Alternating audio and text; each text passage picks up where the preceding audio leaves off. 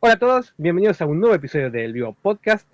Yo soy David el saxofonista y hoy nos vamos a adentrar en la historia de un juego extraordinario, pieza clave de la cultura popular argentina porque está en el alma de todos los que tenemos de 30 años para arriba, nos hemos criado viendo este juego y por supuesto me refiero a Quito Pisa. Y del otro lado es un honor enorme contar con la presencia de Martín Maramud. Martín, gracias totales por estar aquí en mi podcast. Bueno, hermoso estar, un gusto para mí. Me encantaría, primero en principal, es un privilegio hablar también junto a otro artista, ¿no? Ambos somos artistas y vemos también el mundo desde el punto de vista del arte. Me encantaría, antes de entrar directo a Quito Pisa, cómo nace en vos el arte, cómo nace en vos el hecho de ser un artista. Bueno, es una larga historia porque ya tengo unos cuantos años, pero eh, nace por el dibujo, desde mi infancia, desde mi primera juventud, por el dibujo. Después, con el paso del tiempo, a mí siempre también me gustó la computación, la matemática, así que lo fui integrando a medida que pude dentro de primero la computación gráfica, después la animación. Yo tuve a principios de los 90 un estudio de animación 3D, que fue de los primeros estudios que hubo en Argentina, animación 3D. Y cuando empezó a haber la posibilidad de hacer juegos, o yo encontré la posibilidad, también me empecé a interesar y a interiorizar en eso. Y, y bueno, y ahí conjugué todo, mi interés por la gráfica, por la imagen, por la programación, etcétera, y durante bastante tiempo me dediqué al tema de juegos. La vida, perdón, o sea, fue dándome también cambios, sorpresas, fui mucho tiempo docente de animación en la facultad y ahora que ya terminé con esa etapa, volví al dibujo, así que ahora me dedico a dibujar, después de todo ese recorrido. ¿Y cómo se llega a gestar un juego como Quito Pisa? Viendo el tiempo atrás, ya se van a cumplir los 25 años, este año se cumplen los 30 años de Magic Kids y es realmente ahora abrir una puerta, porque esta es la pregunta, es ¿cómo se gestó Quito Pisa? ¿Cómo nació? ¿Y quiénes son los implicados en haber creado un juego tan revolucionario? Porque literalmente es el primer videojuego argentino interactivo que se jugaba por la televisión, o sea, es el Hugo nacional, por decirlo de alguna manera. Y a la vez cómo se gestó Malabar TV. Bueno, mira, es una historia de ciertas, de haber estado en el momento justo, en el lugar justo, de casualidades y de capacidades, todo mezclado. La situación fue así. En ese estudio de animación que te comenté, que yo creé eh, a mediados de los 90 en realidad, a mediados de los 90, que se llamaba Imágica, uno es, o sea, yo había estado estudiando en Suiza animación por computadora, volví acá, no existía un estudio en Buenos Aires de animación por computadora y empecé a buscar socios capitalistas para crear un estudio. Y ahí, a partir de una tercera persona, me conecté con el dueño de una agencia de publicidad, ay, ahora se me fue el nombre, ya me va a venir, que después fue el dueño de la empresa del Magic. Sí, de Pramer. Pramer de Promofilm. No de Pramer, ¿De Promofilm? de Promofilm, sí, por ahí te acordás el nombre de él. Sí, sí, lo estoy buscando en la memoria, pero Bueno, sí, sí, creo que ya sé. ahora nos va a venir. Creo que era Pero Levin el apellido. Levin, exactamente, Horacio Levin. Perfecto. Bueno, Horacio entonces, Levin. Horacio Levin se entusiasmó con el tema del 3D y contactó a otros dos socios que fueron socios capitalistas de Imágica, de la empresa que tuve antes. Ellos compraron computadoras que en ese momento eran carísimas y con esa empresa trabajamos varios años muy bien. Después, bueno, hubo avatares en la empresa, etcétera, etcétera, pero quedamos en muy buena relación con Horacio. En el año 2001 hubo una crisis económica, una más en Argentina, el dólar subió mucho, en ese momento el Magic tenía Hugo, como vos bien dijiste. Hugo se puso muy caro con el aumento del dólar. Entonces ellos empezaron a buscar desde Promofilm una alternativa a Hugo. Yo justo me había desvinculado de Imágica por unos nuevos socios, bueno, toda una historia que no viene al caso, y estaba justamente investigando el tema de juegos muy inicialmente, porque realmente era un tema bastante de vanguardia en ese momento. Entonces, Horacio le dijo a Jorge Contreras, que se pusiera en contacto conmigo para, bueno, a través de otra persona, etcétera, para ver si yo podía hacer algo para reemplazar a Hugo. Un juego en Argentina, como vos dijiste, un Hugo argentino, digamos, en el sentido de un juego interactivo para la tele. Y yo, la verdad es que nunca había hecho nada así, estaba investigando el tema, pero nunca había hecho un juego completo, ni mucho menos, había un montón de problemas que resolver. Pero siempre me gustaron los desafíos y esos temas, así que le dije, bueno, ¿cuánto tiempo hay? Hay 3 meses. Bueno, yo me comprometo a hacerlo. Entonces firmamos un contrato por 3 meses, que en 3 meses tenía que tener un nivel de un juego que no sabía ni el nombre, ni el personaje, no sabía nada de ese juego en el Magic. Y bueno, y fue una carrera de obstáculos, la verdad, fue una carrera difícil, porque en esos 3 meses... Es muy poco. Muy En 3 poco. meses es una locura. Era una locura, sí. Pero ¿Cuántos bueno, eran? ¿Cuántas bueno, personas en eran? ese momento era yo solo, después, entonces también tuve que armar el equipo. Entonces, una persona que convoqué era una persona que había trabajado conmigo en Imágica, que se llama Nicolás Cubín, que terminó siendo mi socio y que actualmente es el dueño de Malabar, porque yo, bastantes años después, en el 2000, no sé, 13, no me acuerdo exactamente, le vendí mi parte de Malabar a él, o sea que el actual dueño de Malabar es él. Después había otro chico que trabajaba con nosotros y después teníamos varias cosas. Por un lado teníamos el tema de el guión, del invento inicial de la idea. Eso lo compartimos con un muchacho que no tiene nada que ver, que es una persona de teatro y clown que se llama Marcelo Katz. Y otro tema importante que teníamos para resolver era el tema del pulso telefónico y cómo hacer para que desde el teléfono se pudiera jugar. Tampoco lo teníamos resuelto, porque eso estaba todo integrado en Hugo y nosotros teníamos que resolverlo. Y para eso contacté a un amigo que es ingeniero electrónico, que se llama Leopoldo, y bueno, pero que no trabajaba en el equipo, sino que de manera externa estaba desarrollando un pequeño pero complicado instrumento hardware para hacer la interfaz telefónica. ¿Me va siguiendo todo lo que te cuento? Sí. No, es impresionante. Sí. Es realmente todo un trabajo de ingeniería, pero ya Y extremo fueron muchas a cosas. super velocidad. Sí, fueron muchas cosas. Y en el medio, bueno, yo ya estaba investigando en el motor de juego que usamos, que se llamaba Game Studio, que era un motor alemán para juegos. ¿Sabes lo que es? No se pregunta qué motor es, digamos, el software con el cual se hace un juego, ¿no? Sí. Engine se llama también. Bueno, entonces nosotros ya teníamos conocimiento de animación porque el modelado, la textura, todo eso se hace en un programa de animación, que en ese momento nosotros usamos un programa que se llama 3D Studio Max. Entonces, empezamos a hacer todo, desde, como te dije, desde la idea inicial, el nombre, el dibujo del personaje, el diseño del personaje, el diseño vos te debes acordar, de la introducción y el cierre. La introducción que era con la máquina de pizza, ¿te acordás? Y el cierre que era con las cabezas. Con las cabezas. Claro. ¿En quién está basado Quito? ¿Es una persona real o es un imaginario? No, es un personaje imaginario. Ah. Yo no me acuerdo exacto. Yo me acuerdo que estábamos dibujando y en un momento, mirá las cosas.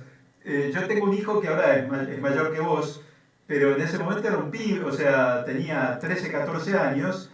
Y él hizo un dibujito así con los pelitos, así. Dijo, che, esto me gusta. Y después seguimos trabajando con eso, o sea, tomamos esa idea inicial, después Nico, por supuesto, trabajó mucho en eso, otro muchacho que trabajaba en ese momento con nosotros, Y a partir de ahí salió el diseño inicial de Quito, con su pelo, su remera, etcétera, etcétera. El, y bueno, y a partir de todo eso llegamos en tiempo y forma, y ahí justo, pues nosotros teníamos que entregar eso, ponerle un día a las 8 de la mañana en el programa, no me acuerdo exactamente a qué hora. Entregar quiere decir entregar el disco con el juego, entregar las cajas para la interfaz del tono, qué sé yo. Y la noche anterior no nos andaban los tonos. Y nos quedamos toda la noche con Polo probando eso, y a las, no sé, 5 de la mañana logramos encontrar el defecto que tenía, resolvimos todo, y a las 8 de la mañana del día siguiente entregamos todo bien y terminamos el primer escenario, que era el escenario de juguetes. No sé si te acordás. Sí, el universo de juguetes, sí. ¿Cuántas personas estaban ahí? O sea, en esto que me estás comentando, si tuviéramos que hacer como un paneo de personas, ¿cuántos hay ahí? Era un típica historia del garage. Era un garage donde laburaban en ese momento. Después nos mudamos, fue creciendo la empresa. Pero en ese momento, aparte, estábamos en pleno 2001, el país estaba incendiado, era un quilombo. Mirá, esa tarde estábamos Nico, Polo y yo. A la nochecita Nico se fue. No sé, no me acuerdo si tenía los hijos chicos, no sé qué. Bueno, se fue. En realidad Nico en ese momento no era socio, era empleado, después se asoció, etcétera. Y me quedé con Polo, y nos quedamos Polo y yo laburando. Y bueno, eso fue. No. ¿Quién, o sea, si uno lo piensa ahora, Quito, o sea, todos lo crearon en sí mismo a Quito, no hay un solo creador, digamos, fuiste vos con todo el equipo. Y sí, o sea, yo diría es casi como una creación compartida, como una canción con muchos intérpretes. Sí, pero diríamos que yo creo que el diseño, quien tuvo más protagonismo fue Nico. En la idea tuvo protagonismo Marcelo, que te comenté. Yo estaba un poco en todo, digamos. Poco eso, sí, pero todo se charlaba, no era que éramos muy pocos y lo estábamos pensando. Era muy, digamos, artesanal todo, ¿no? Entonces por ahí Nico probaba algo, yo comentaba algo, viceversa. Muy coral. Sí, es una obra coral, Quito. Claro, pero de muy poquito, ¿no? Porque te estoy hablando de 4 o 5 personas, no éramos un equipo. Claro, sí. O sea, después creció un poco, no mucho. Después, en un momento, mirá, no mucho, se sumó, a ver. Claro, poco después se sumó un chico más que después trabajó mucho tiempo con nosotros, se llama Gastón. Un tiempo se sumó otro programador, pero por poco tiempo. Pero fuimos muy pocos los que hicimos Quito Pizzas, muy pocos. ¿Cómo se iban desarrollando los juegos? Porque hubo muchísimos mundos. Sí. O sea, hay que pensar que Quito está desde fines de 2001 hasta diciembre del 2005. Y hay todo tipo de juegos. Sí. Hasta recuerdo un juego muy especial que era el de Navidad, que se pasó una sola vez en diciembre del 2004, que se reunieron todos los conductores de Magic Kids para hacer ese especial. Sí. Mirá, o sea, en términos generales, ponele, terminamos el primero, nos reunimos con Jorge y con Lionel, dijeron, bueno, esto va bien, etcétera, etcétera. Queremos me parece que era en verano, no me acuerdo bien, queremos para marzo 2 niveles más. ¿Qué se les ocurre? Entonces tirábamos propuestas, por ahí ellos decían, no, esto no nos gusta, o sugerían algo, ya ni me acuerdo. Hay planeta que va por el agua, hay planeta que va por... El segundo me parece que era el de los helados. Sí, el mundo de los helados, sí. Que aparecía hasta un pingüino. Aparecía hasta un pingüino que le decía el pingüino Ernesto. Sí, el tercero me parece que fue el submarino, pero no estoy seguro. Y bueno, y entonces nos poníamos a hacerlos. Y en general, Nico hacía más la parte de gráfica, digamos, el modelado, con otro chico que hacían el modelado, las texturas, y yo me dedicaba a la programación de los juegos. O sea, hacía toda la programación, la jugabilidad, todo ese tipo de cosas. Y ahí fuimos, o sea, en general pensamos las ideas con Nico, la idea general del juego y la jugabilidad, y después yo hacía más la programación, él hacía más la gráfica y el modelado, y después integrábamos todo y ahí siempre surgían detalles, problemas y lo íbamos ajustando, probando, etcétera, y lo entregábamos. Había un músico, que ahora no me acuerdo el nombre, que no era de nuestro equipo, sino que era de Magic, que hacía los efectos sonoros. Y, y bueno, entonces hacía los efectos sonoros, nos los daba y nosotros los integrábamos al juego. ¿Cómo lo Y fuiste, cómo lo fuiste viviendo también? Porque en todo esto es un proceso impresionante. ¿Cómo fuiste viviendo haber hecho un juego que realmente se transformó muy popular? O sea, que todos los chicos estaban literalmente al mediodía en sus casas viendo Quito, mira, porque era algo yo muy inexplicable, ¿viste? realmente, Era como una adicción, había que verlo, ¿viste? realmente no tenía conciencia de semejante popularidad. No tenía conciencia. La verdad es que nosotros lo hacíamos, a mí me gustaba hacerlo, me gustaba pensar nuevos escenarios, la relación con Jorge y Lionel era buena, eh, pero no tenía conciencia del nivel de popularidad que tenía, para nada. Wow. Este, y, y bueno, y sí, me acuerdo de todo, o sea, por ejemplo, el juego de Navidad me encantó hacerlo y fue también un diseño, ¿te acordás que caían cajas y había que hacer Sí, iban cayendo como distintas regalitos y después las detalles? iba Sí, soltando. claro. Tengo, Y tengo la después grabación, hubo, tengo la grabación acá. hubo una cosa Después te la que mando. fue también un desafío muy fuerte. Eso, perdón, claro, porque ahí, no, ahí ya nos habíamos mudado, ahí ya éramos bastante más. En un momento, no me acuerdo si fue un año después o 2 años después, Jorge había ido a un festival, a un congreso, y vino con la idea, dice, che, yo estuve viendo personajes interactivos que hablen en tiempo real y que se muevan en tiempo real. ¿Lo pueden hacer? Sí, le dijimos, o sea, siempre sí era. Este, pero, Claro, porque en 2004 cambia la escenografía y ya Quito hablaba, se claro, movía, bueno, todo. A lo Hugo. Sí, claro. sí, sí, sí. Bueno, eso lo desarrollamos todos nosotros también. Y eso Wow. tenía varios problemas. Un problema era el problema del lip sync, de que mueva la boca en tiempo real cuando Chucho hablaba. ¿Me entendés? Sí, sí, sí, sí, sí.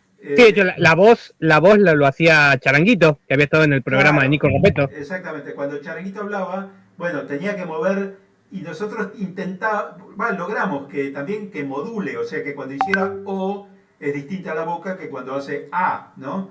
Entonces eso implica procesar el sonido en tiempo real. Pregúntame si hay algo que no queda claro. Sí, sí, sí, me sorprende, o sea, pero ¿cómo? Que una cámara lo miraba, No, él se no, no, ponía no, algo, ¿cómo era? el audio, procesaba el audio, Wow. reconocía las vocales y a cada vocal le asociaba una forma de la boca. ¿Me entendés? Wow, no, impresionante, ¿no? Sí. Y Realmente eso impresionante. ya había dos chicos más programadores que trabajaron en eso.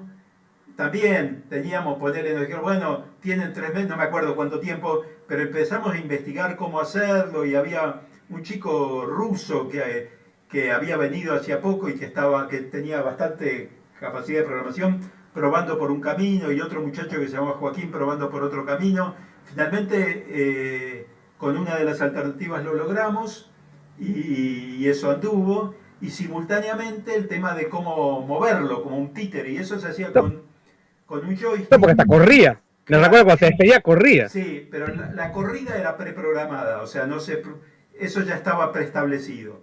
Ah, Pero con un joystick teníamos el movimiento, disparábamos movimientos. Con un botón saludaba, con otro botón movía la cabeza, hacía distintas cosas como un títere. Y además, creo que la cabeza la movía, tenía una camarita web como esta que tengo acá, y con un sensor infrarrojo. Entonces cuando movía la cabeza el que hablaba, movía la cabeza el personaje. Bueno, era una serie de inventos que servían para mover al títere, digamos. Y eso fue un- una mejora muy importante que hicimos.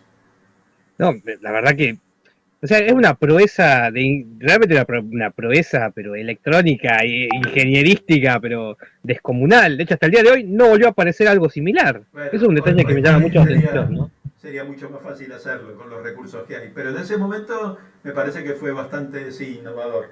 Bueno, te cuento, bueno, ¿querés preguntarme algo más de esto? Sí, sí, te quería preguntarte ahora, ¿qué sucedió con el juego? Porque, o sea, hay mucha gente que le encantaría poder jugar aquí, con Quito. Bueno, Pero hay ahí, como una especie de iceberg que nadie sabe qué pasó, ¿viste? ahí viene la Terminó las producciones. ahí viene la parte triste.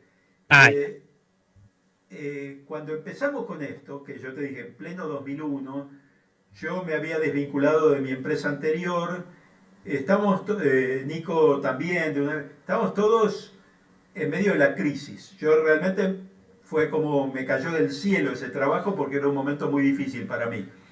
Entonces, tal vez cometimos el error o no, de que a pesar de que nosotros hicimos la idea, el diseño, etcétera, todo, firmamos un acuerdo con el cual le dábamos los derechos a Promofilm del juego. ah, Los derechos los tuvo Promofilm. Promofilm en un momento, o no me acuerdo, creo que la compró Pramer. O compró, por lo menos Quito lo compró Pramer. No me acuerdo si todo Promofilm, pero Quito en un momento pasó de ser de Promofilm a ser de Pramer. Y Pramer en un momento cerró. sí. En diciembre, o sea, hay como un quiebre o algo que pasó. En diciembre de 2005 terminan las producciones propias. El último programa de Quito es el 31 de Bueno, diciembre de 2005 bueno, y en ahí, 2006 cierra claro, Magic Quito. cierra Pramer, pero se queda con los derechos. O sea, no podíamos nosotros seguir usándolo porque no era nuestro. O sea, es lo que pasa. Es si no es, ¿viste? Claro, es como una. No, Claro, no, sí. desde el punto de vista legal no era. Nosotros, si, digamos, íbamos a otro canal y le decíamos queremos hacer esto, van a decir, bueno, denme los derechos. No, pero los tiene Pramer. Y a Pramer no es que le importaba hacer negocio. Para Pramer esto era como una hormiguita. O sea, no es nada en el negocio global de una empresa Claro. así, un producto. Entonces quedó en un limbo. Por eso nadie más lo usó. Porque es de Pramer, Pramer no existe más y nadie puede usarlo. Entonces, nosotros después, eh, no me acuerdo exactamente qué año, hicimos otro juego parecido que se llamaba Guriguazú, Sí, en que, 2007 para la TV pública. bueno, claro, para la TV pública. En dos temporadas, primero lo hicimos un año, después se descontinuó, después lo hicimos de vuelta, que en realidad desde el punto de vista técnico era muy parecido a Quito, pero con un personaje, ese juego ya sí era de Malabar y sigue siendo de Malabar, que de hecho después se hicieron micros, se hicieron un montón de cosas, o sea, eso es propiedad de Malabar, o sea, hoy por hoy de Nico, de mi ex socio, ¿no? Pero con Quito no pudimos hacer más nada.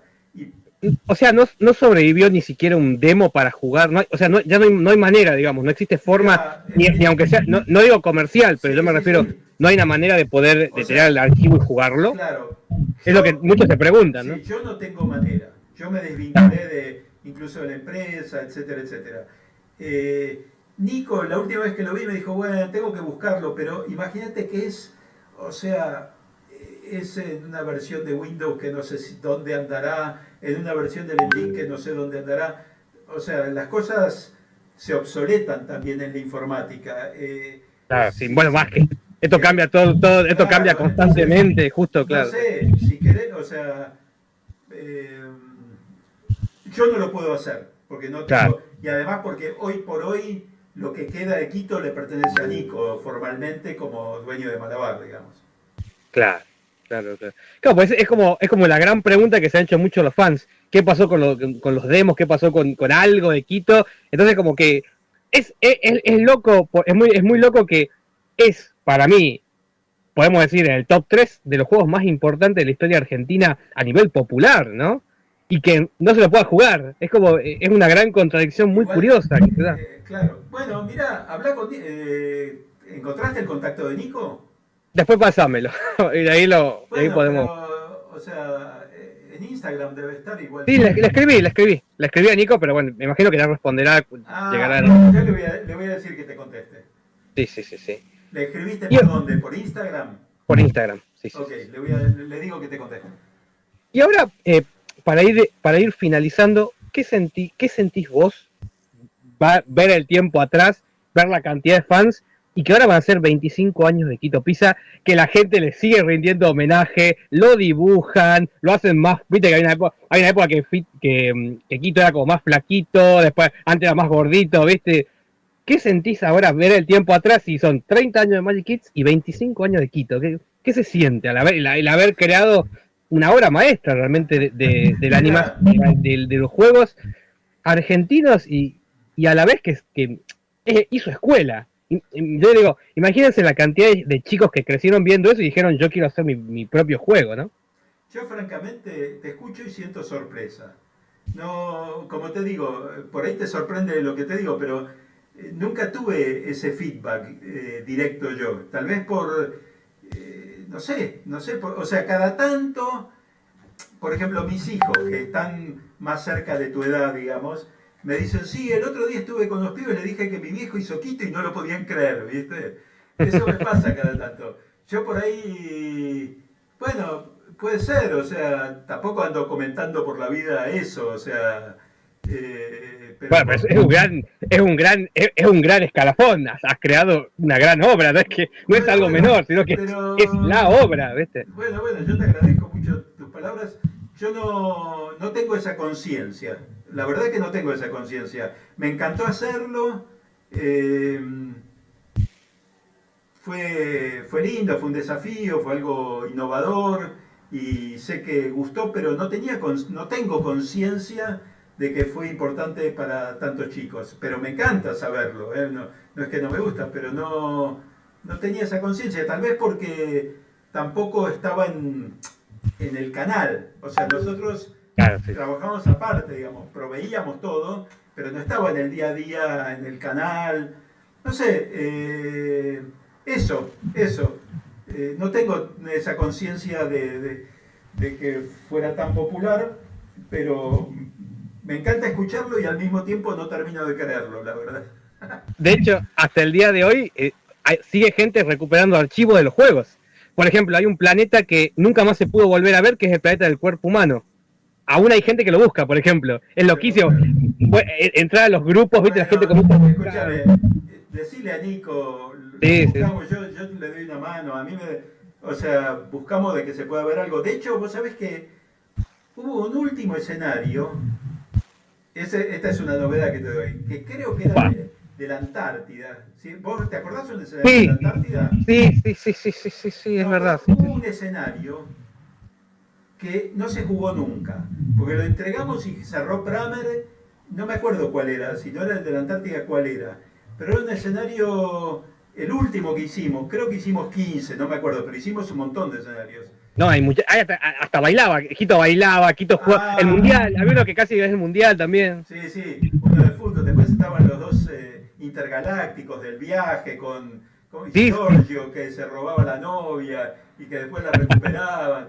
Bueno, todo eso es hecho, o sea, línea por línea codificado, sí. wow. Sí. ¿Hay dibujos?